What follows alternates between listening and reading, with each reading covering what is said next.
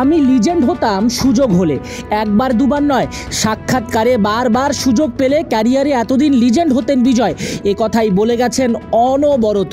তবে বিজয়ের লিজেন্ড হবার পথে বড় অন্তরায় নির্বাচকদের ভুল সিদ্ধান্ত।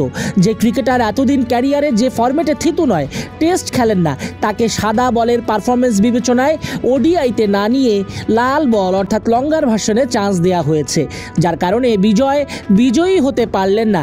যদিও বলা হয় টেস্ট ক্রিকেটই আসল ক্রিকেট, এই ফরম্যাট যে ভালো খেলতে পারে সে সব ফরম্যাটেই ভালো খেলতে পারে। তবে এই ব্যাকরণ বিজয়ের পক্ষে খাটছে না। ম্যানেজমেন্ট গল টেস্টে ব্যর্থতার পরও বিজয়কে রাখলেন সবাইকে অবাক করে একাদশে, অথচ কলম্বো টেস্টে বিজয় আবারও শূন্য। ফুটওয়ার্ক, কনফিডেন্স, ব্যাটিং সেন্স সবখানেই বিলো লেভেল বিজয়ের। বরাবরের মতো ওপেনিং স্লটকে বিপদে ফেলে প্যাভিলিয়নের পথ ধরা। গেল 3 ইনিংসে 0-0-4 বিজয়কে প্রশ্নের মুখে ফেলেছে।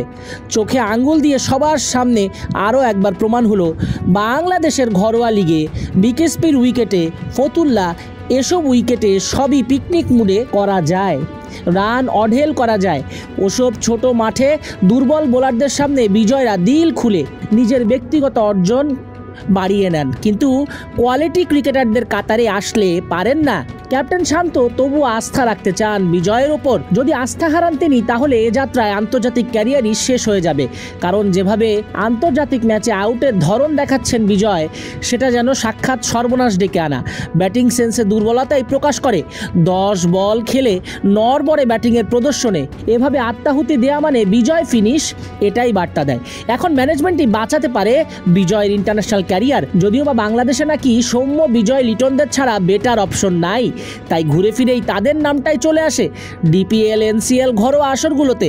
বিজয়রা আসলেই লিজেন্ড সমপর্যায়ের, তা বলাই যায়। রেকর্ডের মালা তাদের পকেটেই থাকে, তাই তো ঘুরে ফিরে তারাই নাম্বার 1, আর ঘুরে ফিরে নির্বাচকদের লিস্টে তারাই উঠে আসেন এবং সুযোগ কাজে লাগাতে ব্যর্থ হন।